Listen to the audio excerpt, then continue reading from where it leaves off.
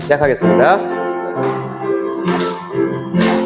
창세기 출애굽기 레위기 민수기 신명기 여호수아 사사기 룻기 사무엘 상하 열왕기 상하 역대상하 에스라 느헤미야 에스더 욥기 시편 잠언 전도 하가 이사야 예레미야 에가 에스겔 다니엘 호세아 요엘 아모스 오바댜 요나미가 나훔 하박국 스바냐 밖에 스가랴 말라기 마태 마가 누가 요한 사도행전 로마서 고린도 전후서 갈라디아 에베소 빌립보 골로새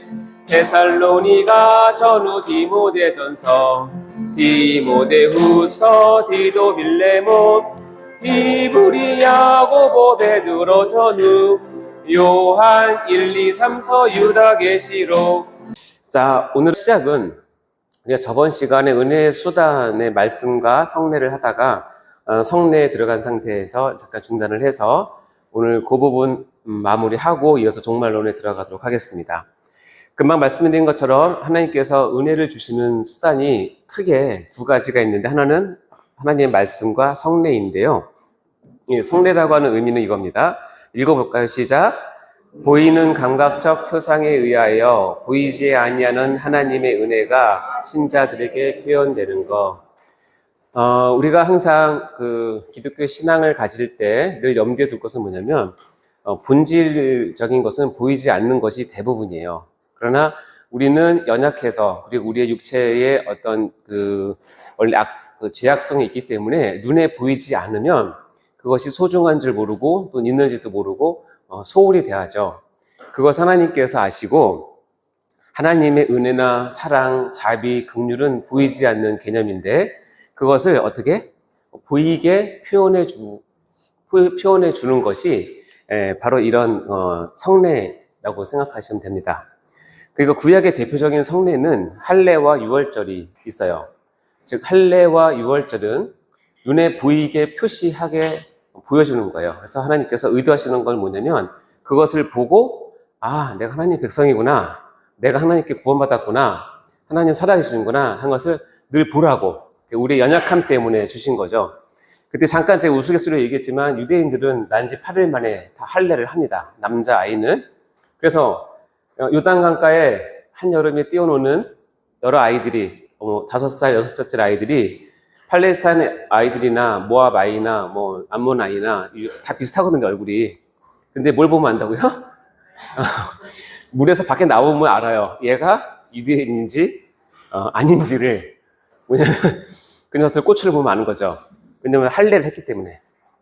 할례가 그런 의미예요. 그러니까 할례를 보면 유대인의 남자들은 어쩔 수 없이 내가 할례를 받았구나, 이 얘기는 내가 하나님 앞에 표시를 받았구나, 내가 하나님 앞에 구별된 사람이구나 것을 계속 느끼게 해주는 하나님의 어떻게 보면 큰 장치죠. 그러나 할례가 그를 구원하는 것은 아니에요. 그렇죠? 신약에 오면 이 할례를 너희 마음에 하라고 얘기를 했으니까요.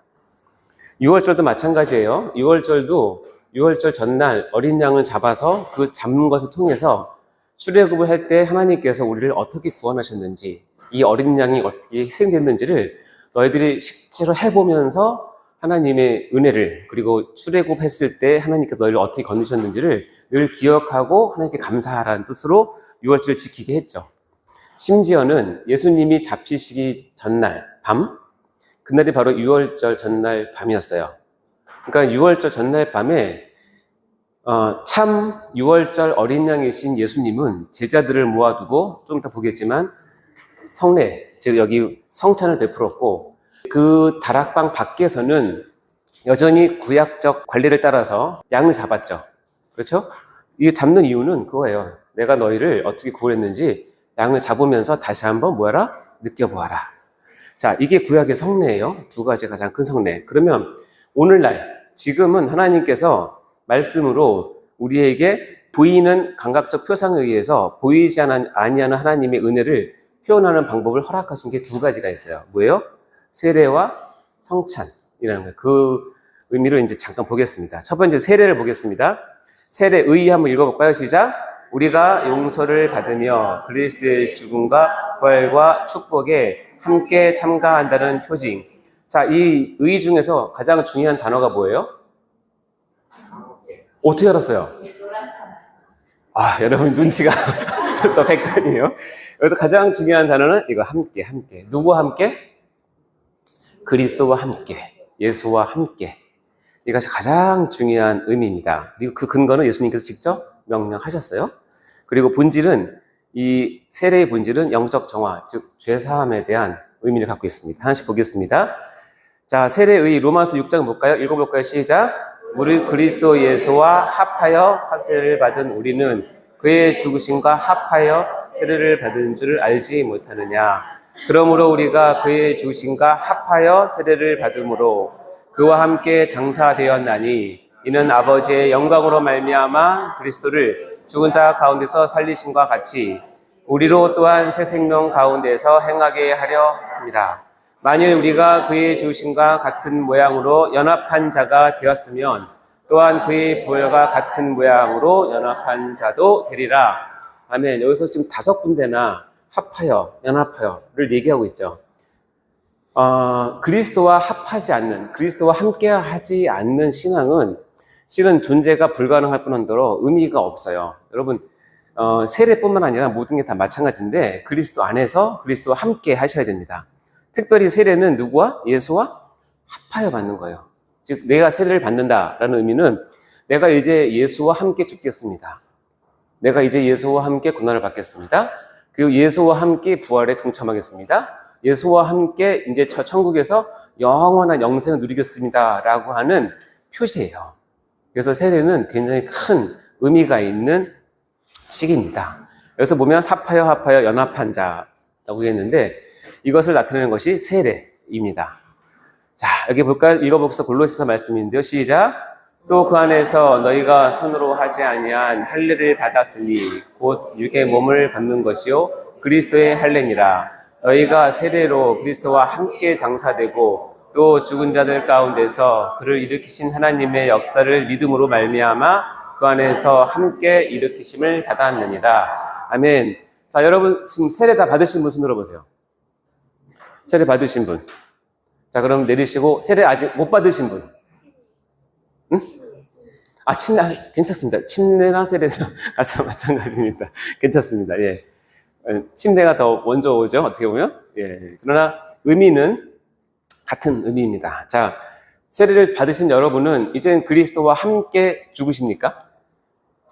예. 그리스도와 함께 사십니까? 예. 그리스도와 함께 부활하실 것을 소망하십니까? 네. 그게 이 세례를 뜻하는 거예요. 그리고 세례를 받음으로 내가 그리스도와 함께 죽고 함께 살고 함께 부활할 것을 만 사람 앞에서 뭐 하는 거냐면 공인하는 거예요. 교회 앞에서 내가 그리스도와 함께 죽었고 이제 그리스도와 함께 살 것을 소망하고 그리스도와 함께 부활할 것을 소망한다라고 하는 것이에요. 그러니까 세례를 받으면서 그리스도에서 떨어져 있는 것은 세례의 의미가 없는 것이겠죠.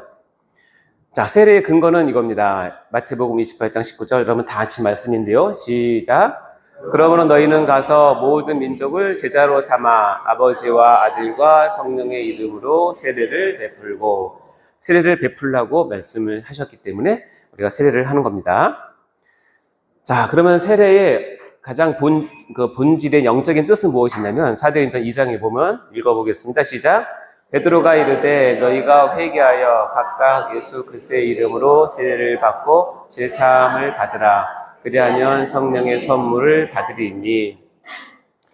세례를 받는다는 것은 어떤 것과 연관이 있냐면 죄사함과 연관이 있습니다. 그래서 세례의 원래 뜻은 씻다라는 뜻이 있고 또 밥티조라고 하는 뜻은 물에 잠기다라는 의미가 있어요. 그래서 원래 세례는 우리 예수님도 침례를 받으셨죠. 그러니까 저는 침례를 직접 제가 하지는 못했고 본 것도 별로 없지만 어쨌든 그렇게 하죠. 이렇게 완전 물에 잠가가지고 예, 장가가서 더 실감 날 것 같지 않으세요? 물에 탁 잠가서 진짜 숨가 올라올 때 탁 꺼내서 숨을 탁 쉬들 때 내가 예수와 죽고 예수 때문에 살았구나 라고 내가 만약에 침례계 목사라면 그렇게 할 것 같아요. 탁 잡고 그냥 팍 잠가서 발버둥 칠 때까지 놔두고 팍 꺼내서 봐라 세례가 침례 이런 것이다 라고 했을 텐데 다행히 우리는 약식으로 머리에 이렇게 물을 뿌립니다. 근데 그런 의미도 모르고 또 세례 오시는 분들 오랜만에 머리 하고 왔는데 머리에 물 묻힌다고 싫어가지고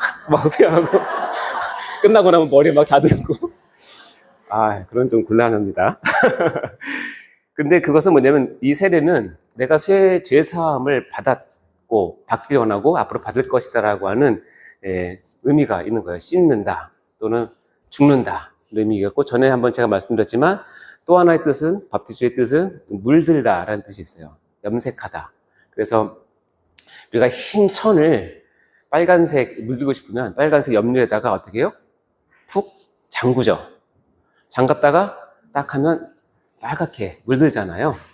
그것을 이제 세례이라고 의미하시면 돼요. 여러분 예수께 물들었습니까? 예수께 물들었습니까? 혹시 여러분 주위 사람들이 여러분을 보고 미친 엑스라고 하셨습니까? 미쳤어. 물 드셔야 됩니다. 여러분, 적당히 한번 살짝 담고 나오면 어떻게 되죠? 얼룩이 생깁니다. 요즘에 얼룩도 뭐 패션이긴 하겠지만, 그렇게 되면 제대로 된 염색이 안 된 거니까. 자, 그래서 세례는 곧 죄사함과 연관이 있습니다. 사도행전도 마찬가지입니다. 읽어볼까요? 시작! 이제는 왜 주저하느냐? 일어나 주의 이름을 불러 세례를 받고 너의 죄를 씻으라 하더라. 그래서 세례는 줄 때는 그 사람이 죄 문제가 해결됐는지를 꼭 확인하고 주셔야 됩니다.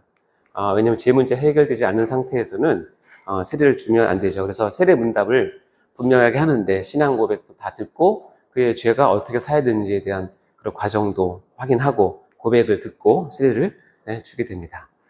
자, 다음에 성찬 볼까요? 성찬의 제정은 예수님께서 친히 제정하신 것이고, 의미는 떡과 포도주를 뭘 삼아? 표징으로 삼아서 뭘 준다? 영적 양식을 제공하는 어떤 퍼포먼스라고 생각하시면 됩니다. 세례를 받고 나면 교회에서 공식적으로 성찬 자리에 이제 참여할 것을 허락을 합니다. 그래서 여러분 떡과 포도주를 이제 잘 드시죠? 여러분 어떻습니까? 드실 때 어떤 감격으로, 어떤 생각으로 드십니까? 떡이 너무 조그맣다. 아침 안 먹고 왔는데 크게 좀 주지. 포도 조금 마시면서 아쉽다. 큰 절로 주지. 이분 좀 덜 담근 것 같은데, 그러면서 이번에 물 탔구만, 물 탔어. 어쨌든 여러 얘기가 있는데, 이제 성찬 얘기를 제가 잠깐 하면 이제 여러분 다시 성찬에 참여할 때 마음이 새로울 겁니다. 자, 성찬의 제정은 누가 친히 하셨냐면 당연히 예수 그리스도께서 친히 하셨습니다. 자, 좀 길지만 너무 길어서 제가 그냥 쭉 설명하면서 읽겠습니다. 눈 따라오세요. 그들이 먹을 때 예수께서 떡을 가지사 축복하시고 떼어 제자들에게 주시며 이르시되 받아 먹으라. 이것은 뭐다? 내 몸이다. 즉 떡을 내 몸이라고 표징을 한 거예요. 그렇죠? 또 잔은 이제 포도주를 담은 잔인데 감사기도 하시고 그들에게 주어 이르시되 너희가 다 이것을 마시라. 이것은 죄사함을 얻게 하려고 많은 사람을 위해 흘리는 바 나의 피, 곧 언약의 피다. 즉 이 잔에 담긴 포도주를 예수님의 피라고 이야기를 하면서 그것을 특별히 언약의 피라고, 즉 구약부터 흘려온 수많은 양과 염소와 많은 소와의 피들이 가르쳤던, 표징했던 바로 그리스도 메시아의 피다라고 얘기를 한 거죠. 그러니까 제정은 누가 하셨냐면 친히 예수님께서 제정을 하셨다는 거예요. 성찬은. 그러나 너에게 이르노니 내가 포도나무에서 난 것을 이제부터 내 아버지의 나라에서 새 것으로 너희와 함께 마시는 날까지 마시지 아니하리라 하시니라. 이렇게 하고 요 성찬을 끝난 후에 그들이 뭐하고? 찬미하고 어디로 갔다? 음란사로 갔다. 마지막 최후의 만찬에 성찬을 제정하신 후에 예수님께서는 어디에 가셨냐면 감난사로 나가셨어요. 이 의미가 뭐냐면 성찬을 통해서 우리가 나갈 방향이 뭐냐면 감난사로 나가셔야 돼요. 감난사에서 무슨 일이 있었을까요? 네.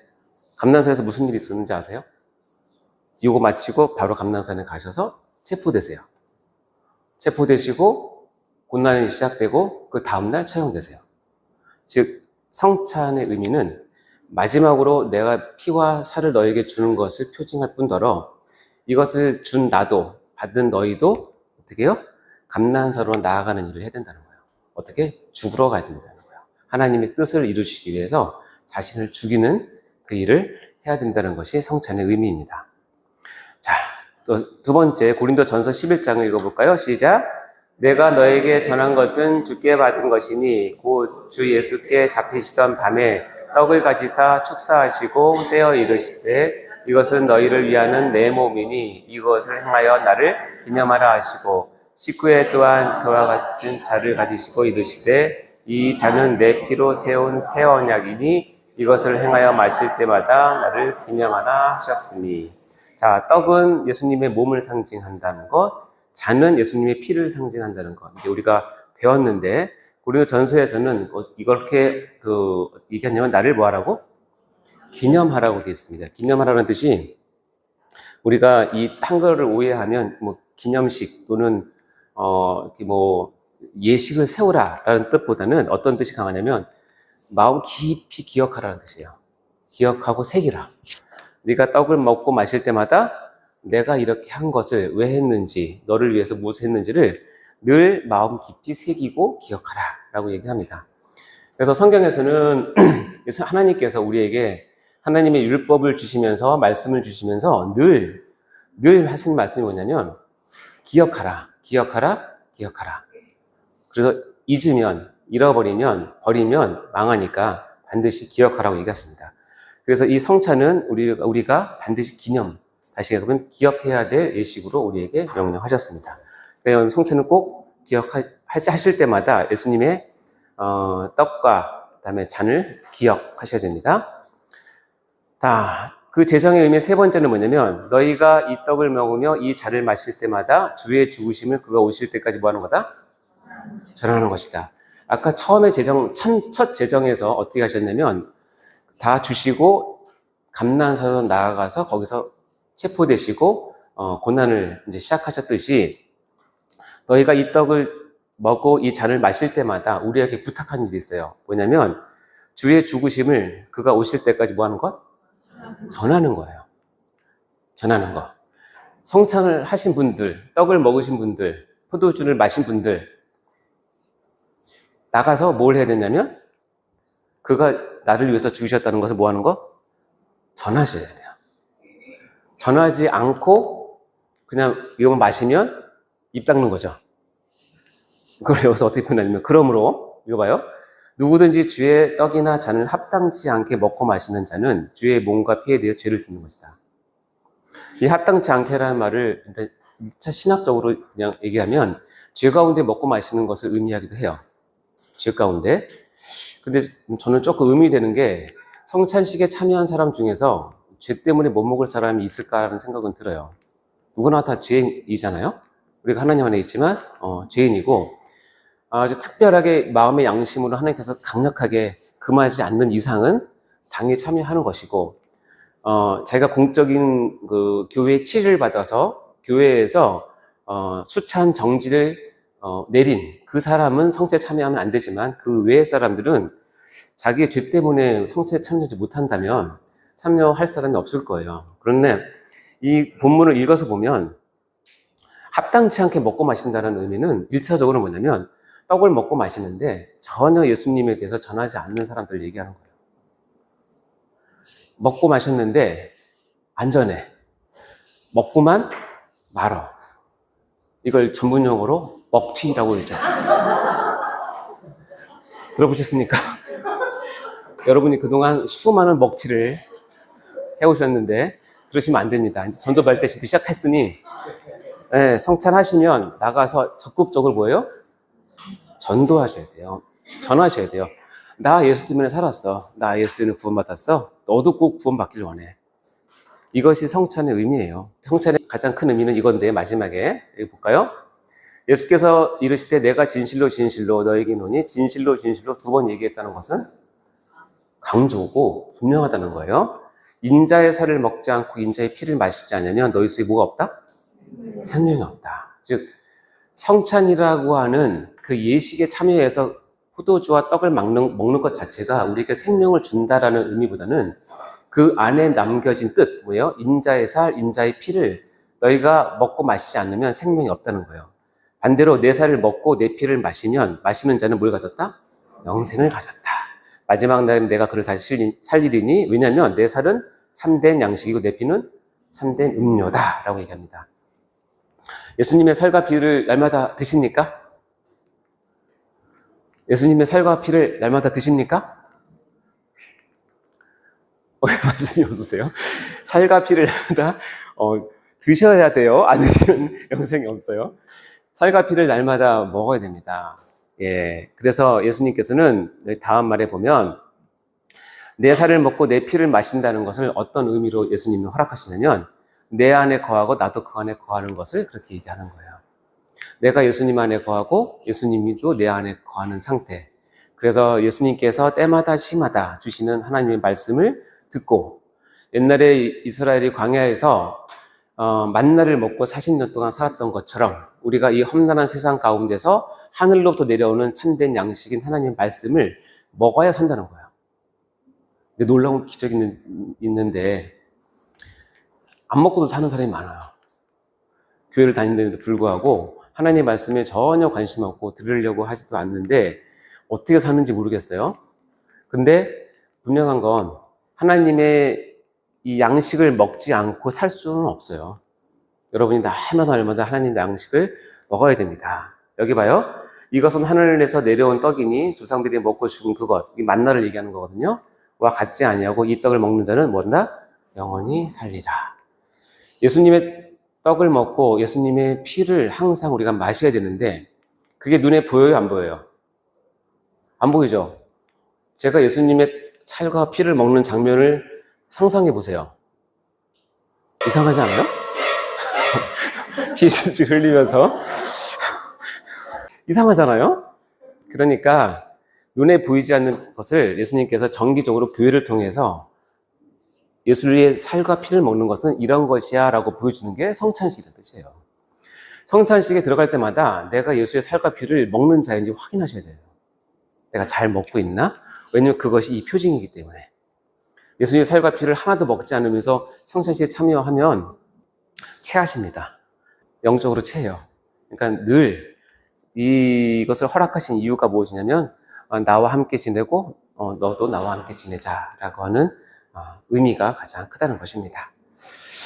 자, 이제 성찬에 참여할 때 마음가짐을 새롭게 하시고 여러분 날마다 예수님을 먹고 마시는 여러분 되시기 바랍니다. 자, 성찬의 제정은 예수님이 친히 하셨고 떡과 포도주를 표징 삼아서 영적 양식을 제공한다는 의미이고 여기를 통해서 주님의 죽음과 십자가에 내가 참여하며 구원을 누리고 연합을 상징하고 아까 얘기했지만 지상명령, 전도, 선교를 수행하는 명령을 성찬에 담고 있다는 사실을 우리가 알아야 될 것입니다. 자, 이것이 이제 은혜의 수단으로서 이렇게 할 때 하나님께서 은혜를 베푸신다라는 의미입니다. 자, 오늘은 이제 20번째 시간, 종말론 첫 번째, 종말론 2에 대해서 이제 오늘 공부로 들어가도록 하겠습니다. 자, 우리 키포인트 두 가지가 있는데요. 앞에 보시고 큰 소리로 읽으시면서 오늘 강의 가운데 여러분 반드시 알아야 될 내용을 미리 한번 예습해 보시기 바랍니다. 1번 시작. 죽는다는 것과 그 위에 하나님이 심판이 있는 것은 모든 인생의 정하신 진리이며 이는 죽음으로 개인적 종말을 맞이하든지 예수님의 재림으로 우주적 종말을 맞이함으로써 이루어집니다. 첫 번째 얘기입니다. 두 번째 시작. 종말을 준비하는 삶이란 구원받은 성도로서 매일매일 날마다 하나님 말씀에 순종하는 삶이다. 이 두 가지가 오늘 공부의 포인트입니다. 자, 우리가 교리를 출발한 지가 벌써 몇 개월 됐나요? 6개월 넘었나요? 6개월 정도 된 것 같은데 서론이라고 하는 여기서 출발해서 신론, 하나님에 대해서, 인간에 대해서, 다음에 그리스도에 대해서, 그리고 이 신론과 인간론과 기독론이 맺은 열매인 구원에 대해서, 그래서 이거 구원은 성령론이라고 얘기했고, 이 구원을 가진 사람들이 모여서 우리가 해야 될 교회론에 대해서 지금까지 했습니다. 이제 마지막 7번째 여기는 종말론, 여기에 여러분 도착하셨습니다. 힘드셨죠? 수고 많으셨는데, 이 종말론 보겠습니다. 자, 기독교의 신앙관을 이루는 4개의 기둥이 있습니다. 우리가 큰 건물을 든든하게 지으려면 4개의 기둥이 분명히 서야 든든하게 건물이 서는 것처럼 기독교 신앙을 떠받드는 4개의 기둥은 첫 번째 창조신앙, 두 번째 구속신앙, 세 번째 역사신앙, 네 번째 종말신앙이라고 있습니다. 제가 몇 번 설교에서도 한번 말씀드렸는데, 자, 창조신앙은 한마디로 이겁니다. 뭐예요? 하나님께서 천지만물을 창조하셨다. 나도 창조하셨다. 나를 창조하셨다. 그래서 여기에서는 하나님의 절대 주권을 인정하는 것이 창조신앙의 가장 핵심이겠죠. 창조의 목적은 여러분 다 아시겠지만 오직 하나님의 뭘 위해서? 영광을 위해서. 그래서 인간의 행복이 먼저가 아니다라는 사실을 꼭 기억하셔야 됩니다. 창조신앙을 가진 여러분들은 하나님의 영광을 위한 것이 가장 최우선이다. 두 번째, 구속신앙은 뭐예요? 예수 그리스도께서는 나의 구원주이시다. 예수 그리스도만이 나의 죄를 해결하시고 나를 구원하신 구원자이시다. 그래서 나를 구원하는 구원, 속량이기 때문에 나의 소유권은 누구에게로 넘어갔다? 예, 그리스도에게로 넘어갔다. 소유권이 이전되었다는 것을 확실하게 아셔야 됩니다. 여러분의 소유권은 이미 누구에게 넘어갔다? 그리스도에게 넘어갔다. 이것을 분명히 갖는 것 신앙이 무슨 신앙? 구속신앙. 세 번째 역사신앙은 뭐냐면 하나님께서 이 시대를 나에게 맡기셨다라고 깨닫는 거예요. 저도 얘기했지만 모세 시대에서 가장 필요한 사람은 모세였기 때문에 하나님께서 모세를 들어 쓰셨고, 다윗 시대에 하나님께서 다윗이 필요해서 다윗을 쓰셨고, 바울 시대에는 하나님께서 바울이 필요해서 바울을 통해서 역사를 진행하셨다면, 지금 이 시대 2023년도 시대에는 하나님께서 누구를 필요로 하느냐? 그러면 하나님께서는 이 시대를 나에게 맡기셨다라고 하면 내가 이 역사를 책임질 주인공으로 생각을 하시고 사셔야 된다는 거예요. 사명을 가지고. 그래서 이건 사명과 나의 존재 목적이 역사신앙에 담겨 있는 거죠. 내가 일하면 하나님 역사가 일어날 것이고, 내가 일하지 않냐면 하나님의 역사가 주춤하게 될 거라고 믿고 사명감을 갖고 사는 신앙이 역사신앙입니다. 자, 이 세 개의 신앙을 마무리하는 신앙이 있는데, 이제 오늘 배울 신앙입니다. 종말신앙입니다. 종말신앙은 뭐냐면, 읽어볼까요? 시작. 나는 조만간 하나님 앞에 선다. 나는 조만간 하나님 앞에 선다는 것을 믿는 신앙을 종말신앙입니다. 그래서 두 가지가 요구되는데, 하나님 설 때까지 소망을 가지고 어떤 어려움도 이길 수 인내를 종말신앙을 통해서 할 수 있죠. 하여튼 이 4가지 신앙의 기둥이 반드시 여러분 가운데 균형을 잡고 서게 져야 여러분이 든든하게 서실 수 있습니다. 그래서 바른 신앙과는 이런 겁니다. 창조신앙과 구속신앙과 역사신앙, 종말신앙을 가지고 든든하게 서 있는 것을 이해하는 것이고, 이거에 반대되는 세속적 신앙은 물질 추구하는, 축복만 추구하는, 성공만 추구하는, 행복만 추구하는 신앙이죠. 자, 이 2가지 신앙들을 여러분 잘 구분하셔서 바른 신앙관을 가지시기 바랍니다. 이런 부분에 대해서는 저번에 쭉 말씀드렸으니까 넘어가도록 하겠습니다. 자, 종말론을 우리 이해하는데 가장 중요한 구절, 한 구절 여러분께 소개해 드리겠습니다. 히브리서 9장 27절. 몇 번 나왔죠? 읽어볼까요? 시작. 한 번 죽는 것은 사람에게 정해진 것이요, 그 외에는 심판이 있으리니. 자, 다시 한번 저 따라하세요. 한 번 죽는 것은 사람에게 정해진 것이요, 그 외에는 심판이 있으리니. 네, 믿습니까? 네. 여러분 한번 죽는다는 거 다 아시죠? 여러분 지금까지 살아온 경험에 의하면 다 죽는다는 건 이미 정해진 사실이라고 우리가 알고 있습니다. 근데 눈에 보이지 않는 그 후 세계가 있는데 뭐가 있어요? 심판이 있습니다. 여러분 이 심판을 준비하고 사십니까? 여러분 오늘 끝나고 집에 딱 가셨는데 법원에서 송달이 왔어요. 송달이 딱 왔는데 한 달 뒤에 어느 분이 당신을 고소했으니 한 달 뒤에 법정 출두하세요 라고 송달이 왔어요. 여러분 한 달 동안 어떻게 하시겠습니까? 일단은 어느 놈이야? 생각하겠어요? 누구야? 무슨 내용이야? 나한테 맞는 거야? 틀린 거야? 하고 뭐 하겠어요? 알아보겠죠. 그리고 그 내용이 맞는 것을 뭐 하겠어요? 준비를 하겠죠. 물론 정말 억울한 일이면 당연히 준비할 것이고, 내가 잘못했지만 이건 너무 과해라고 생각하면 또 그게 맞기는 준비하겠죠. 혹시 여러분 재판이나 이렇게 법정에 서보신 적 있으십니까? 얼마나 떨리게요? 진짜 떨립니다. 정말 떨립니다. 그러면 한 달 뒤에 만약에 딱 공지가 왔어요. 한 달 뒤에 10월 5일 아침 9시 반까지 서부지검 어디 법원 어디 출두하시오 딱 돼 있으면 받는 순간 여러분 아마 후들후들 떨 거예요. 그리고 머리가 굉장히 복잡해집니다. 뭘까? 왜 그럴까? 누구야? 어떤 내용이야? 그러면 여러분은 한 달 동안에 정말 정신없이 뭐예요?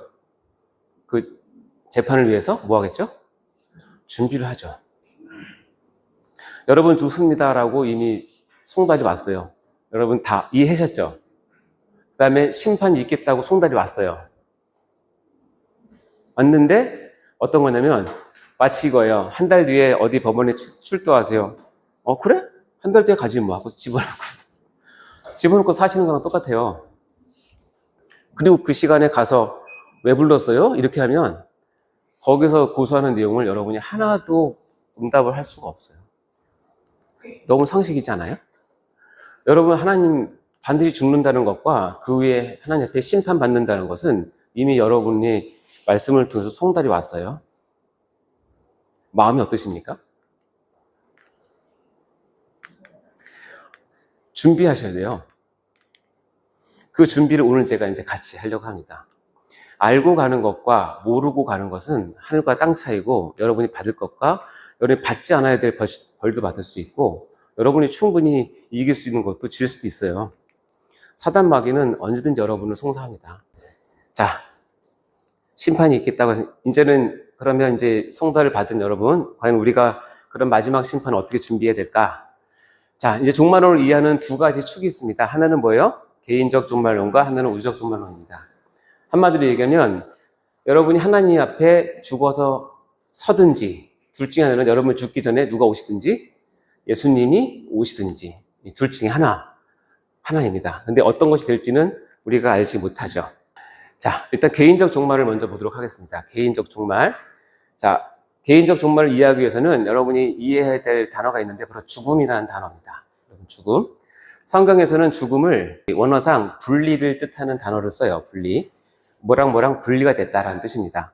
자, 죽음에는 네 가지 죽음이 성경에서 나오겠습니다. 첫 번째는 무슨 죽음? 육체적 죽음. 두 번째는 영적 죽음. 세 번째는 영원한 죽음. 네 번째는 믿음의 죽음. 요 네 가지 종류의 죽음을 섞어서 쓰기 때문에 이거를 잘 아시고 성경을 읽으시면 성경을 이해하는 데 훨씬 도움이 되시는데요. 일단 육체적 죽음은 분리라는 것을 뜻한다면 우리의 육체와 영혼이 같이 있다가 어느 순간에 육체와 영혼이 분리된 것을 무슨 죽음? 육체적 죽음. 여러분이 아까 얘기했던 모든 사람이 죽는다라고 했을 때 말하는 죽음은 이 죽음이에요. 누구나 육체를 가지고 온 모든 사람은 육체적 죽음을 맞이하겠죠. 그렇죠? 두 번째 죽음은 무슨 죽음? 영적 죽음. 그 영혼이 원래 하나님께부터 왔는데 하나님으로부터 분리된 상태를 무슨 죽음? 영적 죽음. 그러면 우리가 태어날 때는 육체와 영혼이 합쳐서 태어나서 육체적인 생명을 얻지만 우리가 교리적으로 보면 그 사람의 영혼은 지금 하나님과 어떻게 된 상태예요? 분리된 상태로 태어나죠. 그래서 우리는 영적인 죽음을 아는 채 태어나요. 그래서 영적인 죽음을 아는 채 태어나는 것이 우리 비극인데, 자, 이 영적인 죽음을 살면서 해결하는 사람과 해결 못하는 사람이 있어요. 해결하는 유일한 방법은 그리스도 안에 들어가서 그리스도를 믿음으로 어떻게 해요? 내 영혼이 하나님과 만나게 될 때 영적 죽음에서 벗어나게 돼요. 그것을 죽음을 해결하는 방법이겠죠. 그렇죠? 그러나 어떤 사람은 평생 살면서 이 영적 죽음을 해결하지 못해요. 그래서 뭐예요? 영원한 죽음을 맞이해요. 내가 육체적인 죽음을 마칠 때 내 영혼과 하나님이 이제는 영원히 분리되는 것으로 결정되어 버린 사람을 영원한 죽음이라고 얘기해요. 이 네 가지 죽음 중에서 가장 심각한 죽음은 세 번째 죽음이에요. 이것은 여러분이 반드시 피하셔야 되겠죠. 그리고 또 하나의 죽음, 좀 특별한 죽음인데 이것은 야고보서에 의하면 우리가 믿는 믿음과 행함이 분리된 상태를 믿음의 죽음이라고 표현한다는 것이죠. 우리가 전에 신앙을 할 때 배웠습니다. 자, 이 네 가지 죽음 중에서 여러분이 가장 당연하고 모든 사람이 있고 저나 여러분이나 누구나 다 맞아야 될 죽음은 육체적 죽음입니다. 그래서 우리가 육체적 죽음을 물론 가족이나 가까운 사람을 떠나보내는 슬픔은 있지만 하나님 앞에서는 그렇게 애통할 건 없어요. 누구나 다 가는 길이에요. 그러나 여러분이 살면서 가장 안타까워의 부분이 뭐냐면 영적인 죽음이에요. 내 영혼이 하나님과 분리되어 있나? 내 사랑하는 가족이나 내 사랑하는 친구들이 하나님과 분리되어 있는가? 그래서 영적인 죽음 상태에 있는가를 보는 것이고, 여러분이 가장 애통해야 될 것은 영원한 죽음이에요. 이것을 맞이하면 회복의 가능성이 없기 때문에. 그렇죠. 자, 이 네 가지 죽음은 이제 알겠죠? 1번, 2번, 3번, 4번. 이해되셨습니까? 자, 이해됐으면 이제 문제 나갑니다. 문제. 문제 나갑니다. 자, 요한복음 11장 보면 예수께서 이르시되 나는 부활이요 생명이니 나를 믿는 자는 죽어도 살겠고, 이 죽어도는 1, 2, 3, 4 중에서 어떤 죽음? 그쵸. 1번 죽음, 육체적 죽음을 얘기하는 거예요. 무릇 살아서 나를 믿는 자는 영원히 죽지 아니하리라. 여기서 영원히 죽지 않는다는 무슨 죽음? 예, 영적 죽음 또는 영원한 죽음. 2번 또는 3번이겠죠. 이것을 내가 믿느냐. 자, 죽어도 죽는다는 말이 있지만 의미는 달라요. 자, 마태복음 봅시다. 읽어볼까요? 시작. 몸은 죽여도 영혼은 능히 죽이지 못하는 자들을 두려워하지 말고 오직 몸과 영혼을 능히 지옥에 멸할 수 있는 이를 두려워하라. 그렇죠? 여러분, 몸은 죽여도 영혼은 능히 죽이지 못하는 자들이 여러분께 많이 있어요. 여러분의 직장의 상사도 있을 수 있고, 거래처의 사장이 될 수도 있고, 교수가 될 수도 있고 있겠죠. 그러나 그들은 몸은 혹시 죽일 수 있어도 뭐래요? 영혼은 능히 죽이지 못하는 자들을 두려워하지 말고 오직 몸과 영혼을 능히 지옥에 멸할 수 있는 이 누구죠 이게? 하나님을 두려워하라 라고 얘기합니다. 자, 그러면 3번이 나오는데 몸은 죽인다. 이건 몇 번 죽음? 1번 죽음. 영혼은 능히 죽이지 못한다. 2번. 그렇죠? 마지막 몸과 영혼을 능히 지옥에 멸할 수 있는 것? 3번. 그렇죠? 요 같은 구절 내에 3개의 죽음이 같이 포함되어 있는 것이죠. 이것을 죽음에 대한 개념을 잘 알고 계셔야 여러분이 정말 중요한 것이 무엇인지를 이 말씀을 통해서 알 수 있죠. 자, 야고보서 이 말씀이죠. 시작. 영원히 없는 몸이 죽은 것 같이 행함이 없는 믿음은 죽은 것이다. 자, 여기 말한 영원히 없는 몸이 죽은 것. 몇 번 죽음? 1번. 행함이 없는 믿음은 죽은 것이다. 4번. 예, 그렇습니다. 그래서 이 죽음에 대한 개념이 바로 서야 이제 종말론을 여러분 이해할 수 있는데, 자, 이런 죽음이 육체적인 죽음이든 영적인 죽음이든 우리 가운데 반드시 찾아오게 되는데, 결론은 뭐냐? 모든 것을 다 마친 후에는 누가 앞에 선다? 하나님의 심판대 앞에 선다는 거예요. 이것이 성경의 말씀인데, 하나님의 심판대 앞에 설 때는 세 종류의 사람으로 나누어집니다. 자, 하나님께 칭찬받고 상급받는 신자가 있고, 두 번째, 하나님께 형벌받는 불신자가 있습니다. 이건 이해가 되시죠? 상급받는 신자와 형벌받는 불신자가 있고, 세 번째, 박수치는 신자가 있어요. 무슨 뜻이냐면, 하나님께 상급받는 신자를 부러워하는 사람이에요. 박수 쳐주는 거예요. 물론 신자라서 천국에 있지만, 네, 박수 치는 신자. 자, 심판대 앞에 이게 세 개로 나눠지는데, 여러분, 교리 공부할 때 가장 어려운 파트 중에 하나가 뭐냐면 상에 대한 부분이에요. 상. 우리가 하나님 앞에 상을 받는다라고 얘기할 때 상은 우리가 쉽게 생각하면 쉬우지만 교리로 들어가면 굉장히 어렵고 까다로운 부분이에요. 그래서 그 부분을 제가 여러분께 같이 이렇게 얘기하려는 게 아니라 우리가 일상적으로 느끼는 상식 중에서 말씀을 가지고 하나님의 상이 무엇인지를 여러분이 아셔야 이 땅에서 제대로 된 삶을 살 수 있어요. 자, 봅시다. 일단은 고린도전서 9장 말씀 읽어볼까요? 시작. 그런즉 내 상이 무엇이냐? 내가 복음을 전할 때에 값없이 전하고 복음으로 말미암아 너희는 내 권리를 다 쓰지 아니하는 이것이로다. 여러분이 부자가 되는 법 잘 알려드릴게요. 여러분이 쓰는 것보다 버는 게 많으면 부자가 됩니다.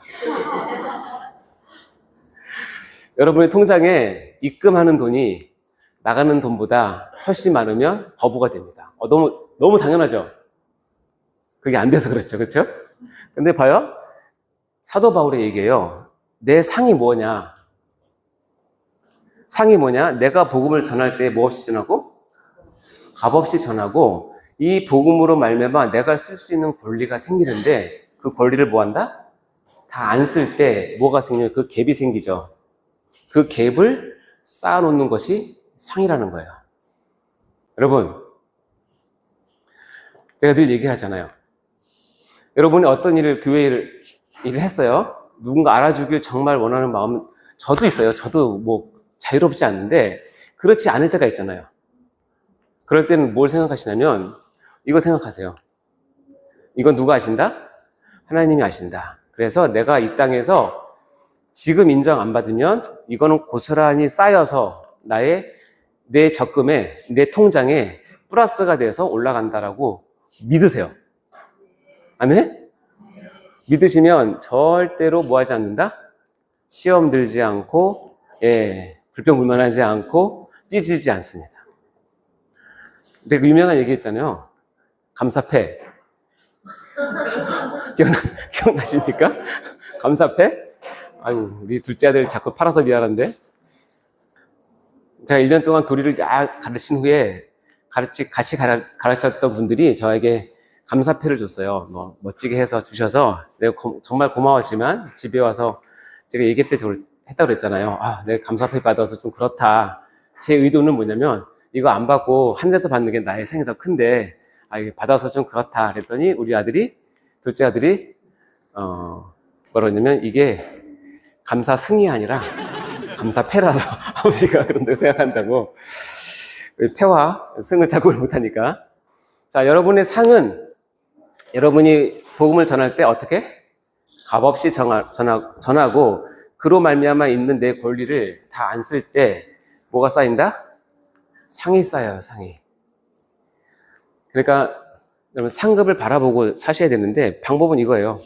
아주 간단하게 하면 내 통장에 들어오는 나가는 돈보다 쓰이는 돈이 더 많을 때 내 통장이 늘어나듯이 똑같이 여러분 생각하시면 됩니다. 자, 그러면 사도 바울은 또 하나의 원칙이 있었는데 이거 읽어볼까요? 시작. 생각건대 현재의 고난은 장차 우리에게 나타날 영광과 비교할 수 없도다. 옛날 성경에는 장차 우리에게 나타날 영광과 좋게 비교할 수 없도다라는 말이 있었는데 빠졌더라고요.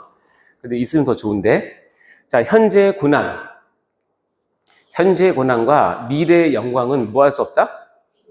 비교할 수 없다. 믿으시기 바랍니다. 여러분이 어떤 예수로 말미암아 복음으로 말미암아 현재 고난을 받는다고 하더라도 그것을 능가하는 하나님께 주실 무엇이 있다? 영광이 있는데 그 두 개는 뭐 할 수 없다? 비교할 수 없다. 이게 믿어져야 이제 상을 위해서 살기 시작합니다. 그래서 현재의 고난이 많으면 많을수록 장래에 나타날 영광이 비교할 수 없다는 거예요. 예를 들어서 이겁니다. 스데반 집사가 어떻게 죽었어요? 네, 돌에 맞아 죽었어요. 돌에 맞아 죽었는데 하나님은 스데반 집사가 정말 많은 상을 쌓고 오기를 원하세요. 왜냐하면 너무너무나 사랑하시니까.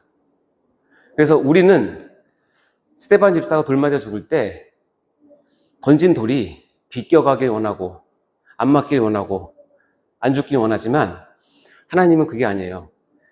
스데반 집사가 이 땅에서 목숨 붙이고 있을 때 맞는 돌 하나가 하늘에서는 상이 쌓이니까 제 생각에는 비껴나가는 돌도 하나님께서 커브 틀어서 맞게 하시고 조그만 조약돌 던졌는데 거기에 하나님께서 질량을 실어가지고 큰 무게로 머리통에 맞게 해서 깨지게 하시고 일부러. 왜냐면 그렇게 스데반이 하나라도 더 맞아야 곧 나한테 올 텐데 더 쌓이니까.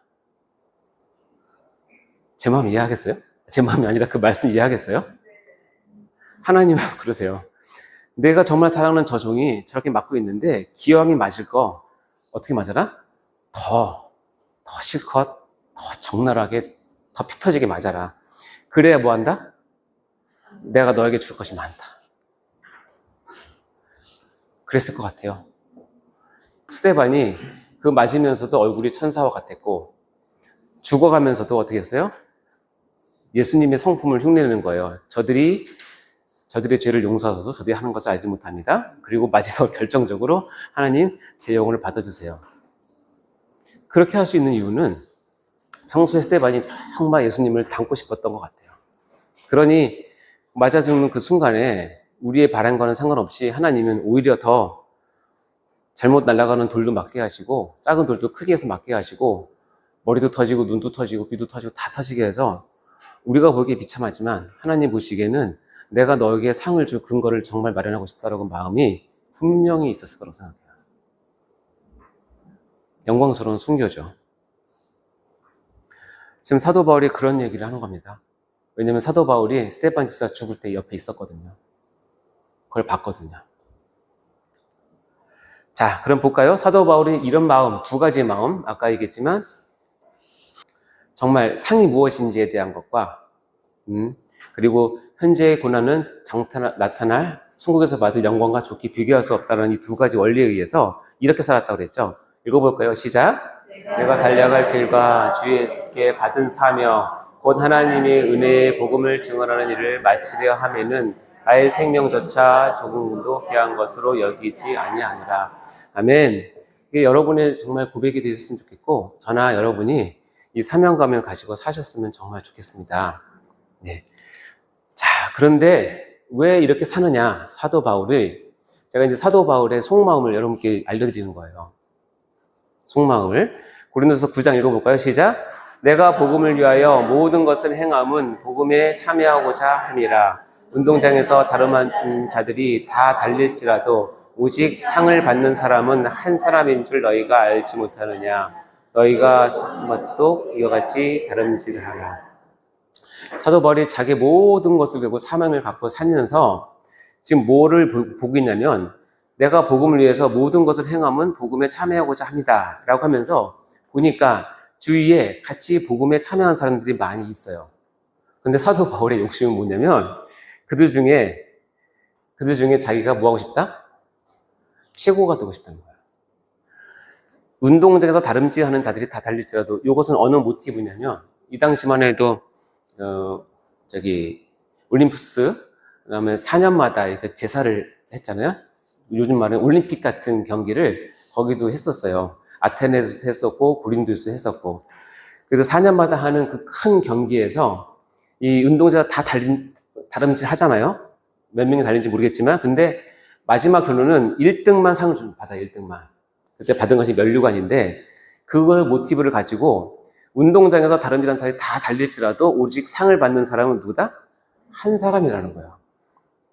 사도 바울이 그 경기를 보면서 그걸 깨달았던 것 같아요. 내가 복음을 위해서 내 동료들과 같이 달리지만 상 받는 사람은 누구다? 한 사람이다, 한 사람. 그러니까 내가 뭐 하고 싶다? 그래서 지지고 싶지 않다. 1등 하고 싶다. 그렇다고 그들을 밀치거나 반칙을 쓰거나 그런 뜻이 아니라 그런 심정으로 너희들이 달려야 한다. 그래서 이거 뭐예요? 너희도 상을 받도록 이같이 다름질하라 라고 얘기한 거예요. 그러니까 이 상급에 대한 신앙이 정확히 서야 내가 이 땅에서 어떻게 살지가 결정이 되는 거예요. 여러분 구원받는 게 전부 다는 아니라는 거 아시죠?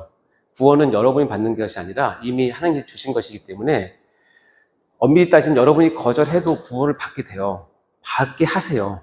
그러나 이 상은 달라요. 상은 여러분이 제대로 하지 않으면 절대로 얻을 수 없는 거예요.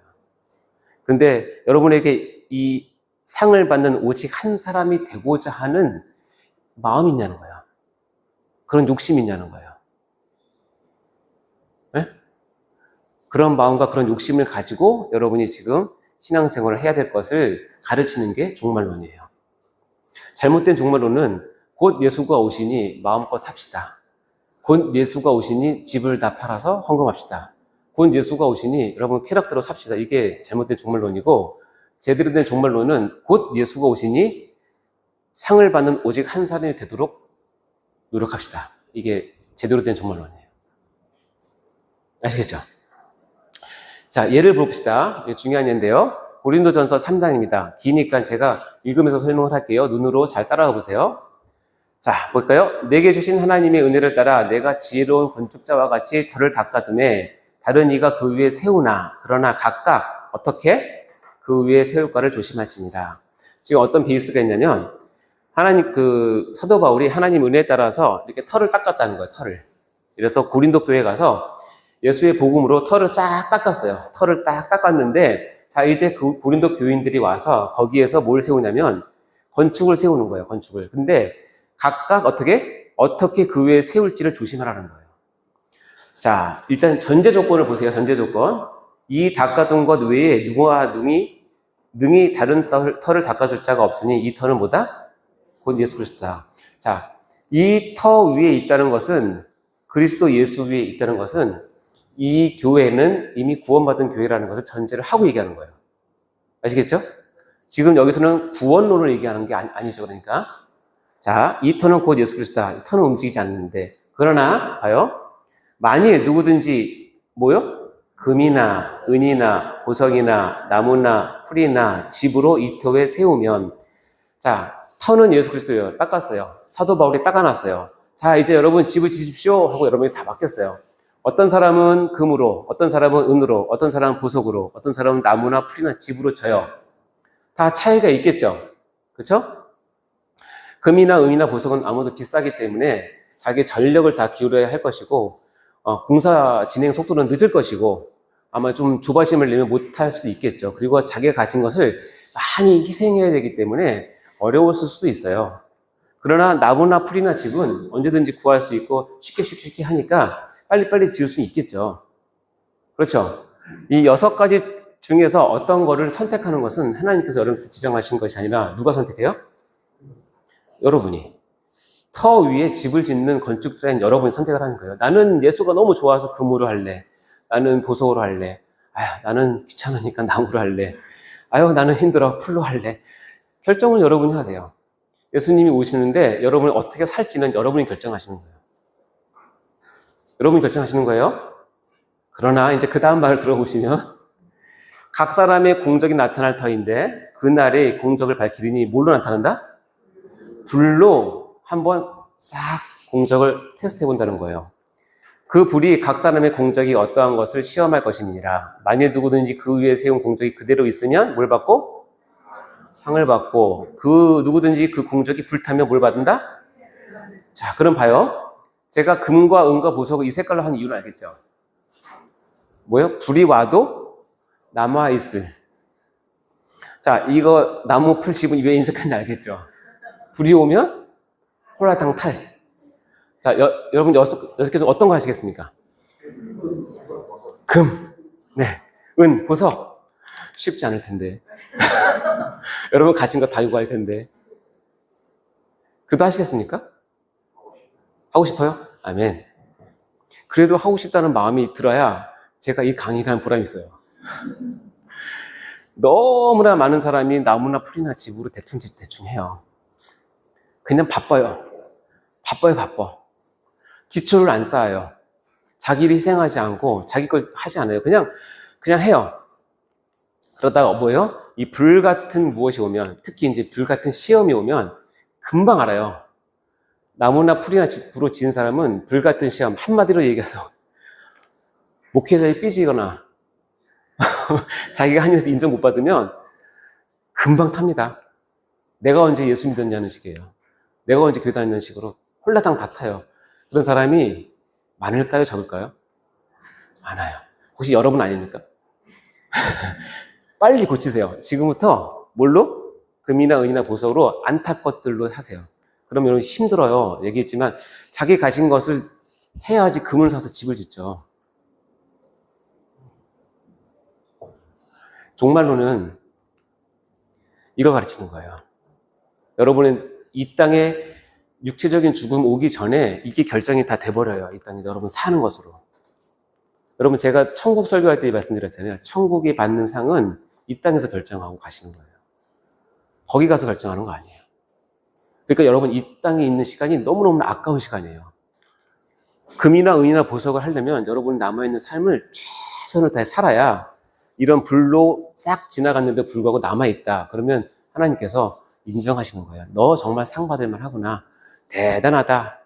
믿음의 형제여, 믿음의 자매여. 내가 너를 칭찬한다. 이렇게 구원을 받고 싶으십니까? 나불이나 불이나 집으로 했는데 불이 와서 홀랑 다 탔어요. 죄만 남은 상태에서 하나님 오셨어요. 그럼 어떻게 하시겠어요, 여러분? 구원은 해요. 구원은 돼요. 그러나 하나님 앞에서 어떻게 면목이 왜 면목이 없냐면 나에게 주어진 60, 70, 80의 평생 기간 동안에 내가 하나님을 어떻게 섬겼는지는 그 기간만 결정해요. 그 기간이 결정된 것이 하나님과의 관계에서 영원히 가요.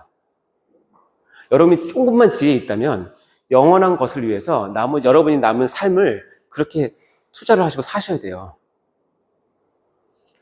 여기 재밌는 말이 있어요. 성경에 참 이해하기 어려운 말인데 읽어볼까요? 시작. 그러나 자신은 구원을 받되 불 가운데서 받은 것 같아요. 여러분, 불 가운데서 받은 구원을 받고 싶으십니까? 그래도 구원은 받는데요. 구원이면 땡입니까? 어려운 말로. 구원이면 끝입니까? 종말론은 그렇게 가르치잖아요. 종말론을 여러분께 하는 이유는 여러분이 구원받았다라고 하는 전제 가운데 말씀하신 거니까 여러분이 불 가운데 받은 구원과 같은 구원을 받지 말라고 지금 이 시간 하시는 거예요. 이제 내 삶이 얼마 안 남았는데요. 내가 지금 이제 70, 80인데요. 아닙니다. 남은 기간 동안에 충분히 이렇게 할 수 있습니다. 마음만 여러분이 정하시면, 쏟으시면 충분히 할 수 있어요. 그렇게 하시기 바랍니다. 예. 그러나 이 말씀은 여러분 착각하시면 안 돼요. 똑같은 비유라고 생각하는데 이건 잠깐 제가 짜투리 넣었는데 누가복음 말씀에 보면 이런 말씀이 있어요. 너희는 나를 불러 주여 주여 하면서도 어찌하여 내가 말하는 것을 행하지 아니하느냐. 내게 나와 내 말을 듣고 행하는 자마다, 그리고 여기 밑에 보면 듣고 행하지 아니하는 자, 두 가지를 비교를 합니다. 내 말을 듣고 행하는 자는 누구와 같은 것을 너에게 보이리라. 누구냐면 집을 짓되 깊이 파고 주추를 뭐에 둔 사람? 아까 고린도전서의 말씀에 반석은 누구죠? 예수 그리스도죠. 그러니까 너의 신앙과 행함을 예수 그리스도에 놓는 사람은 어떤 사람이면 내 말을 듣고 행하는 사람이라는 거예요. 이런 사람은 큰 물이 나서 탕류가 그 집에 부딪히되 잘 지었기 때문에 능히 유동치 못하게 하였거니와, 그러나 봐요. 듣고 행하지 아니하는 자는 주추 없이, 즉 반석 없이 흙 위에 집 지은 사람과 같으니 탕류가 부딪힘에 집이 곧 무너져 파괴됨이 심하니라. 자, 여기서 구원론까지 굳이 따질 필요 없지만 엄밀하게 따지면 여기는 반석 위에 있기 때문에 이 사람은 말을 듣고 행하는 자, 이것은 구원받는 사람이고, 교회 열심히 다니더라도 반석이 없는 흙 위에 지은 사람들은 무너져서 파괴됨이 심하니라. 구원을 못 받는다라까지 적용할지 말지는 잘 모르겠지만 중요한 건 뭐냐면 우리가 예수님의 말씀을, 하나님의 말씀을 듣고 뭐 하지 않냐면 행하지 아니하는 습관과 습성과 그것이 있는 사람은 자기가 정말 반석 위에 지은 사람인지를 뭐하라? 생각해 보라는 거지. 왜냐면 탕류가 나면 뭐한다? 무너지기 때문에 그렇다는 거야. 이거는 원인이 아니라 어떻게 보면 결론적으로 얘기한다고 보시면 돼요. 우리 신앙이 무너져서 파괴됨이 심해서 교회를 떠난 사람들의 대부분은 하나님의 말씀을 듣고 행하지 않는 자라고 성경은 말하고 있다고 생각하시면 되고, 그 이유는 주추 없이 흙 위에 세운 집과 같다. 그래서 앞의 비유와 이 비유는 전혀 다른 겁니다. 아시겠죠? 이거는 잠깐 넣어서 말씀을 드린 거고. 자, 그러면 이렇게 상을 받기 위해서 하는 심판대에 설 때 요한계시록은 이렇게 얘기합니다. 읽어볼까요? 시작. 너도 내가 보자들을 보니 거기에 앉은 자들이 있어 심판하는 권세를 받았더라. 또 내가 보니 예수를 증언한가 하나님 말씀 때문에 목배임은 당한 자들의 영혼들과 또 짐승과 그의 우상에게 경배하지 아니하고 그들의 이마와 손에 그의 표를 받지 아니하는 자들이 살아서 그리스도와 더불어 1000년 동안 안으로 타니. 아까도 얘기했지만 하나님의 이 땅의 상급을 바라보고 살았던 사람들은 어떤 영광을 누리냐면 그리스도와 더불어서 왕노로 타게 되는 영광을 얻게 됩니다. 그리고 그들이 누군가 보니까 예수를 증언함과 하나님 말씀 때문에 목배임을 받은 자들을 이렇게 표현을 하는 거죠. 즉 이 땅의 상급을 바라보고 천국에 입성을 해서 하나님과 있는 그 모든 사람들은 하나님과 왕노로 타게 되고, 그런 사람들의 어떤 특징은 예수를 증언함과 하나님의 말씀 때문에 목배임 받은 자들의 영혼, 짐승과 그 우상에 경배하지 아니한 자들, 그들의 이마와 손에 그의 표를 받지 아니한 자들이 살아서 왕으로 탄다라고 얘기하는 것입니다. 그래서 아까 얘기했던 그런 부분들은 계시록에는 이렇게 표현을 하고 있네요. 자, 이렇게 해서 여러분이 상을 받아서 천국에 가면 그러면 천국에서 계급사회가 되나? 이런 생각을 해볼 수가 있죠. 계급사회가 되나? 누구는 이렇게 멸관이 높고 낮고 옛날에 간증 들어보면 멸류관이 없어 개털 모자 쓰고 다니고 뭐 그런다는 얘기를 했지만 그거는 중요한 게 아니라 자, 그렇게 됐을 때 요한계시록 4장에 보면 읽어볼까요? 시작. 24장로들이 보좌에 앉으신 이 앞에 엎드려 세세토록 살아계신 이에게 경배하고 자기의 관을 보좌 앞에 드리며 이르되 우리 주 하나님이여 영광과 존귀와 권능을 받으시는 것이 합당하오니 주께서 만물을 지으신지라 만물이 주의 뜻대로 있었고 또 지으심을 받았나이다 하더라. 이 24장로들은 요 앞쪽에 보면 다 금관을 쓰고 있어요. 금관. 자, 장로들이 금관을 쓰고 있다는 얘기는 누가 줬을까요? 하나님께서 씌워주신 것이겠죠. 이 땅에서 상을 받을 만한 많은 일들을 하고 온 12사도와 또 12장로들을 합쳐서 24장로들이 자기의 금관을 다 쓰고 있어요. 이 땅에서 받은 고난을 받고 예수를 위해서 복음을 위해서 희생하고 했던 사람들이 하나님께서 금관을 씌워주신 것이 앞에 있고 이 4장 마지막 절에는 이들이 자기 관을 어디에 드려요? 보좌 앞에 드려요. 마지막 하나님께 드리는 헌신이에요. 그러면서 뭐라고 얘기하냐면 이게 우리 고백이 돼야 되는데 우리 하나님이여 영광과 존귀와 권능을 받는 것이 합당하오니 주께서 만물을 지으신지라 만물의 주의 뜻대로 했었고 또 지으심을 받았나이다 하더라 라고 하면서 자기가 쓰고 있는 금관을 하나님의 보좌 앞에 드립니다. 이 장면을 기록해요. 저와 여러분의 소망은 천국에서 내 머리 위에 있는 금관을 마땅히 벗어서 이것은 하나님이 받으실 영광이고 당연히 하나님께서 받으셔야 한다고 내 금관을 드리는 그 장면에 여러분이 참여한다면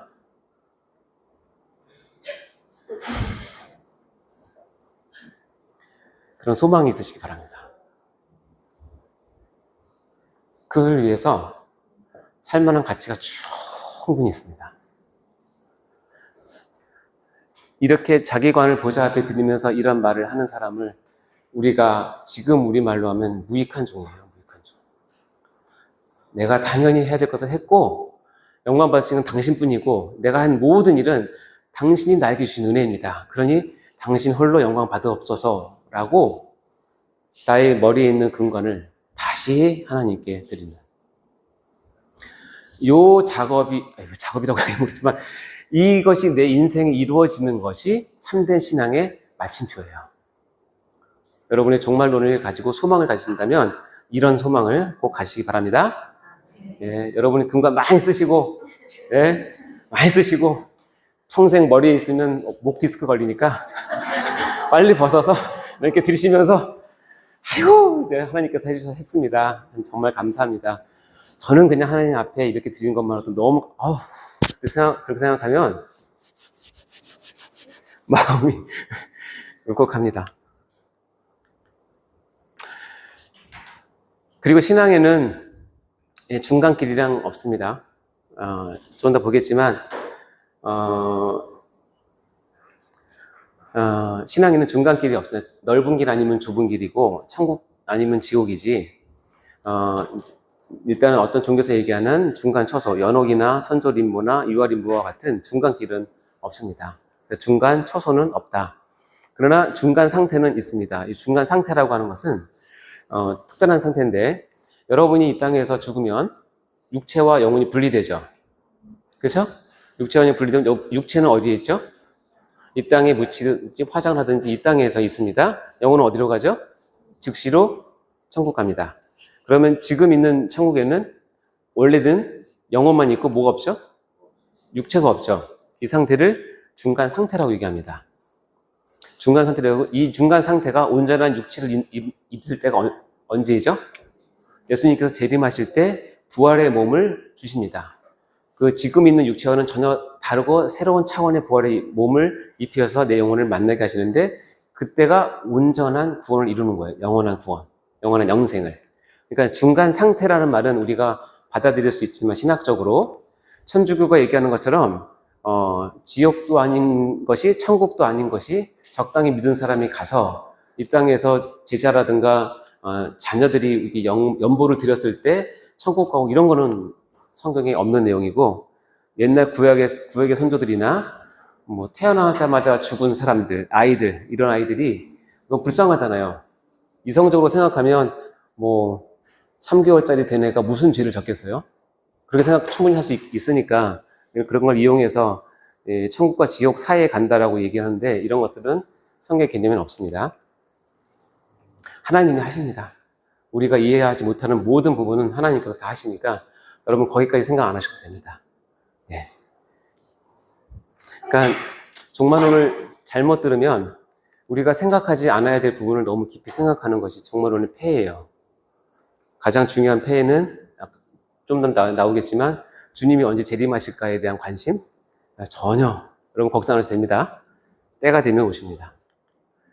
자, 마지막으로 우주적 종말을 보겠습니다. 개인적 종말은 이렇게 하셨고, 자, 우주적 종말은 예수님께서 재림하심으로 이루어지는 종말입니다. 이건 성경에 증거가 있고 또 재림 전에 나타나는 현상들이 있으며 예수님 재림 성격에 대해서 보도록 하겠습니다. 성경에는 뭐 여러 장이 있지만 특히 마태복음 24장을 종말장이라고 부르면서 종말에 일어날 많은 일들을 기록했고요. 이것을 바탕으로 해서 25장에는 그러면 이 종말에 사는 너희들은 어떻게 살 것을 비유로 나타낸 것이 24장, 25장에 잘 나와 있습니다. 자, 대표적인 거 볼까요? 마태복음 24장 14절 시작. 이 천국 복음이 모든 민족에게 증언되기 위하여 온 세상에 전파되리니 그제야 끝이 오리라. 유일하다기보다는 분명하게 밝힌 것 중에 하나는 예수님이 오실 때는 모든 민족에게 복음이 전파될 때 오신다라고 되어 있습니다.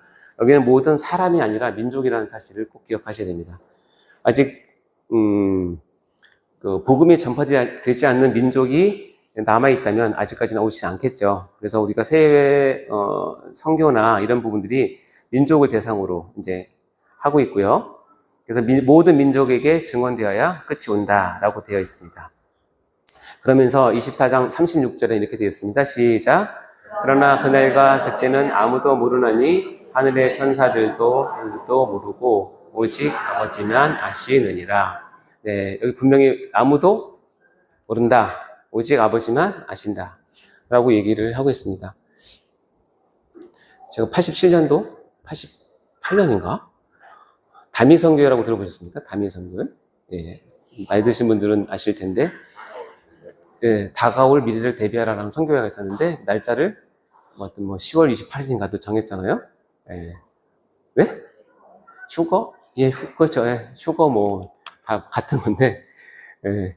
그런 사람들이 워낙 많아요. 그러니까 다 거두절미하고 날짜를 밝히면 일단은 빼시면 됩니다. 날짜를 얘기했다 그러면 두말할 거 없어요. 그래 안녕 하고 가시면 됩니다. 절대로 역사상 날짜를 수없이 많은 초대교회부터 시작해서 중세도 마찬가지고 근대도 마찬가지고 지금도 마찬가지고 날짜를 얘기하는 종말론을 가진 이단 집단들이 워낙 많았고 그거에 대한 부작용은 엄청 많고 그들에게 엄청난 일이 나타났음에도 불구하고 날짜를 지목했다면 그냥 여러분 잊으시면 돼요. 아유, 쟤네들은 아니구나 이렇게 생각하시면 됩니다. 성경에서 분명히 얘기했잖아요. 아무도 모른다라고 했으니까. 근데 그 사람들은 이 구절을 또 다르게 해석을 해요. 그래서 자기들이 알 수 있다라고 해석을 합니다. 그걸 제가 어떻게 알 수 있냐고요? 이제 그 세미나에 갔었거든요. 저는 너무 궁금해서 처음 예수 믿고 나서 너무 궁금해서 가봤습니다. 그래서 여러분 듣고 나서 결론을 내렸습니다. 쟤네 아니구나. 10월 28일 날 정말 예수님이 오신다고 해도 쟤네 때문에 오시진 않겠구나. 이게 제 결론이에요. 왜냐면 너무 성경이 안 맞아요. 성경을 모르니까 그렇게 넘어가는 건데, 예, 그게 제 결론이었어요. 재림 전에 나타난 현상들은 간단하게 보겠습니다. 일단은 이방인들을 다 충만한 수가 찰 때까지 부르십니다. 여러분 다 포함해서 택한 백성의 회심, 다음에 적그리스도가 출현하고 거짓 선지자들이 미혹을 많이 하고 그래서 뒤로 가면 갈수록 신앙의 배반과 배도가 엄청나게 심해진다는 것, 표적과 기사가 엄청나게 많다는 것. 요 한 구절을만 가지고 얘기할 텐데요. 자, 볼게요. 자, 요한계시록 13장에 보면 이렇게 표현이 되어 있어요. 여러분, 말세에는 어떻게까지 여러분을 미혹하냐면, 내가 봄에 또 다른 짐승, 이 다른 짐승이 이제 적 그리스도 내지는 거의 선지자예요. 다른 짐승이 땅에서 올라오니 어린 양 같이 두 뿔이 있고 용처럼 말을 하더라. 어린 양 같다라는 의미는 뭐예요? 어린 양이 아닌데 어린 양 비슷하게 한다. 이 어린 양이 누구죠? 예수님이죠. 요한계시록에서 어린 양은 예수님을 얘기하는 거예요. 어린 양 비스무리하게 말을 한다. 그가 먼저 나온 짐승의 모든 권세를 그 앞에 행하고 땅과 땅에 사는 자들을 처음 짐승에 경배하게 하니, 잘 봐요. 곧 죽게 되었던 상처가 나은 자니라. 요 앞 구절에 보면 이 두 번째 나온 이놈은 죽었다가 부활해요. 여러분, 부활이라고 하는 거는 기독교의 어떻게 보면 가장 강력한 메시지이고, 예수 그리스도만이 부활의 첫 열매이시고, 우리가 부활을 얘기하면 다 믿잖아요. 근데 얘네가 어떻게 코스프레 하냐면, 이 짐승이 엄청난 상처를 받고 죽은 걸로 해요. 바로 앞쪽 찾아보세요. 죽었다가 다시 살아나요. 이게 어떤 의미인지를 잘 어렵겠지만, 이 흐름을 보면 얘네들이 죽은 척 했는지 죽었는지 모르겠지만 죽었다가 다시 살아나서 내가 부활했다라고 얘기를 해요. 그러면서 곧 죽게 되었던 상처가 나은 자, 이게 예수님의 부활을 코스프레 해가지고 예수님처럼 보이는 거예요. 그 정도의 능력이 있고 그 정도의 미혹이 있다는 거예요. 자, 이렇게 했던 자가 어떻게 되냐면 큰 이적을 행해요. 어떤 이적이냐면 심지어 사람들 앞에서 불이 하늘로부터 땅에 내려오게 했어요. 이재훈 목사가 교통사고로 죽었어요. 죽었어요. 그래서 분당 서울대면 장례식에 갔어요. 다 지나고 발인까지 다 끝났어요. 근데 5일째 되는 날에 내가 살아났어요. 내 앞에 섰어요. 슬기 모입시다. 다 모였어요. 그때 제가 내가 천국 보고 왔는데 이러면서 주여 불을 내려주십시오 하는데 진짜 밖에서 불이 팍 떨어지면서, 여러분 보였다고 생각을 해봅시다. 그럼 그때 여러분이 보는 눈이 지금 그 눈이에요. 그러면 제가 무슨 말을 하든 여러분 이제 뭐 해야 되죠? 믿어요. 심지어 그렇게까지 그들이 뭐 한다? 미혹할 수 있다는 거예요. 정신 똑바로 차리라는 거예요. 기독교 코스프레 하다고 해서 다 진리는 아니에요. 여러분 정말 말씀을 모르면 반드시 당합니다. 왜 그들이 말씀과 전혀 반대되는 걸 하는 것이 아니라, 말씀을 모르니까 부활을 얘기하면 이건 기독교의 전매 특허인데 여기 뭐가 있나 보다 생각할 수밖에 없어요. 내 눈앞에서 그런 이적이 벌쳐지면 저라도 혹하죠. 그러나 계시록에 보면 불이 하늘로부터 땅에 내려오게 하고 짐승 앞에서 받은 바 이적을 행함으로 땅에 거하는 자들을 뭐해서? 미혹하며 땅에 거하는 자들에게 이르기를, 여기 봐요. 칼에 상하였다가 살아난 짐승, 칼에 죽었다가 부활한 그 짐승을 위해서 뭘 만들라? 우상을 만들라 라고 하고, 이 다음 거 보면 그 우상에 절하게 만들고 절하지 않는 사람은 무수히 죽인다고 얘기하고, 그들에게 이마와 손에 표를 받게 하고, 표를 안 받으면 죽게 하고 매매도 못하게 해서 그들을 꼼짝없이 다스린다라고 얘기해요. 이게 마지막에 나타날 짐승이에요. 그러니까 우리가 조반을 보면서 우리가 기적과 이적을 가지고는 제가 눈에 얘기했지만 그것을 가지고 우리의 신앙을 가름할 수는 절대로 없다는 것과, 말씀을 적당히 알면 속을 수 있다는 것을 반드시 기억하셔야 되고, 사단은 이런 부분들을 가지고 우리에게 다가온다는 사실입니다. 자, 그럼에도 불구하고 예수님은 반드시 오세요.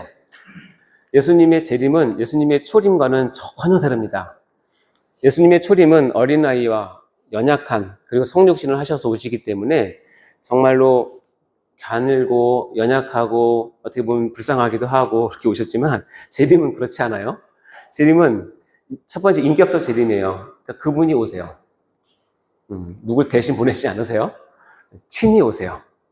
그리고 돌발적 재림이에요. 갑자기 오세요. 다음에 단회적 재림이에요.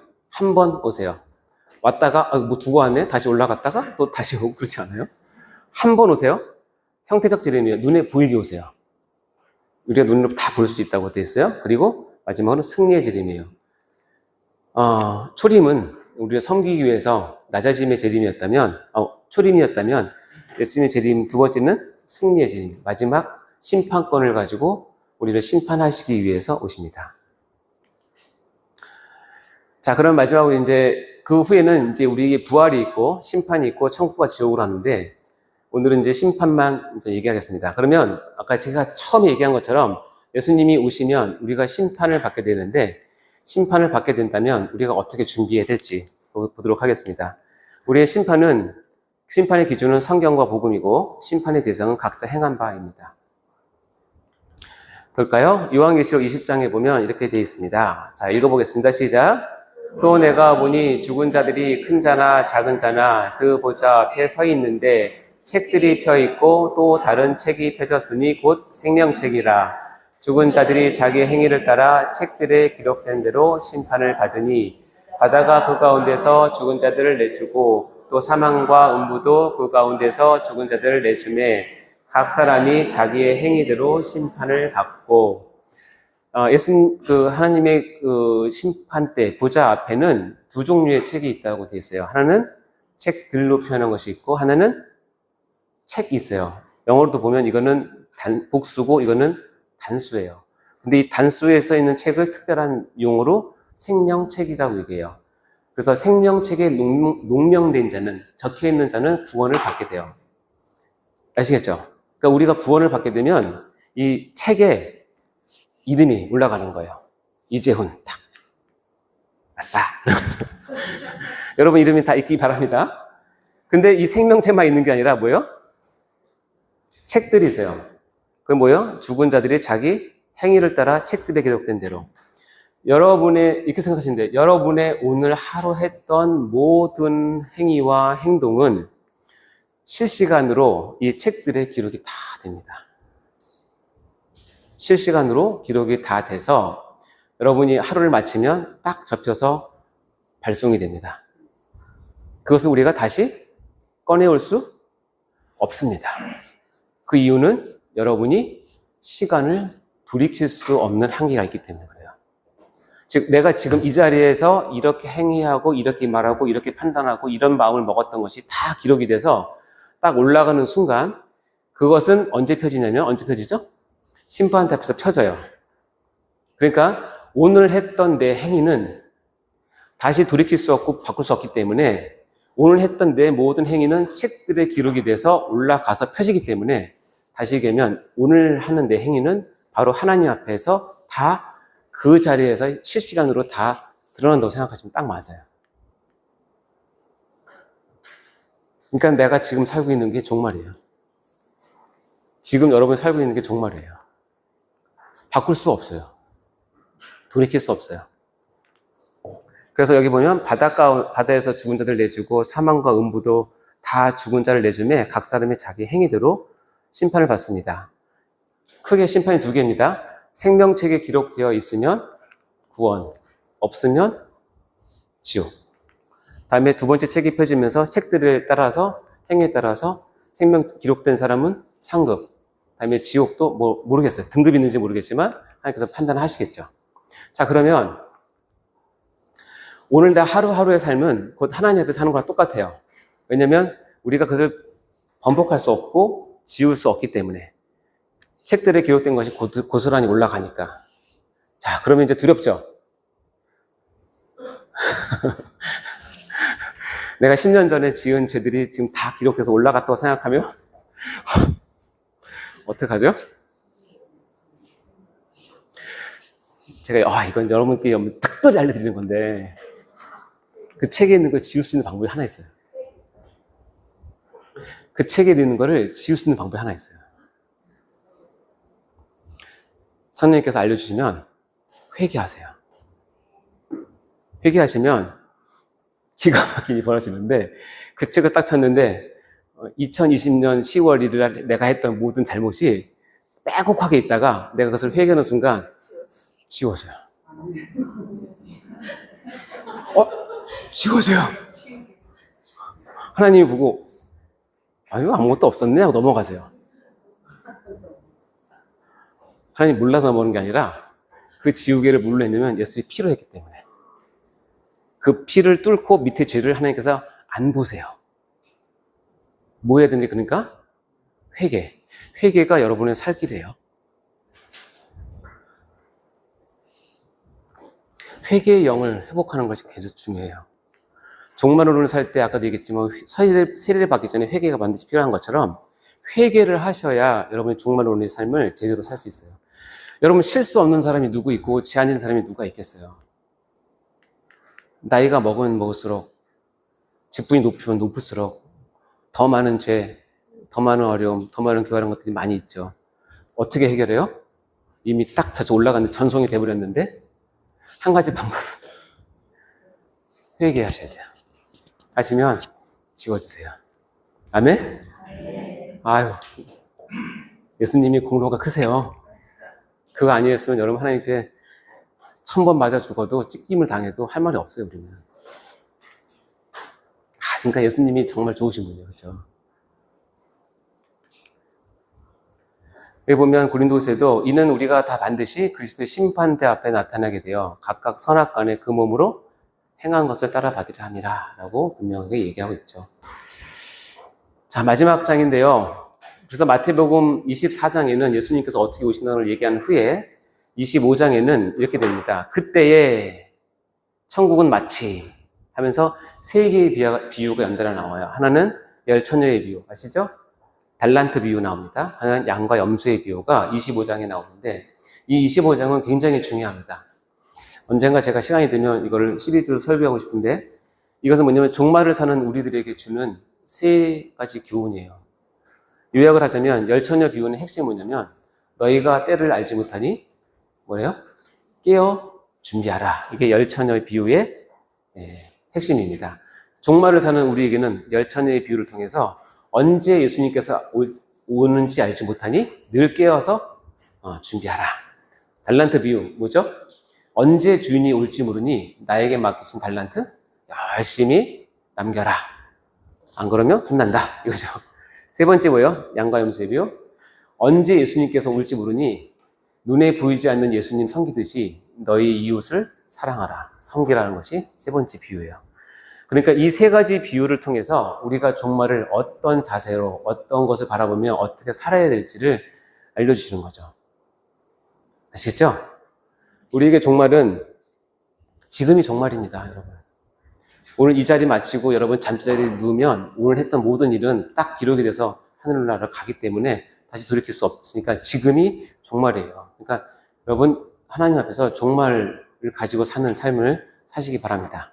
그리고 여러분 아까도 얘기했지만 하나님 앞에 많은 상을 남기기 위해서 여러분 최선을 다하시고 여러분 것을 다 드리셔도 조금도 아깝지 않는 삶을 사시기 바랍니다.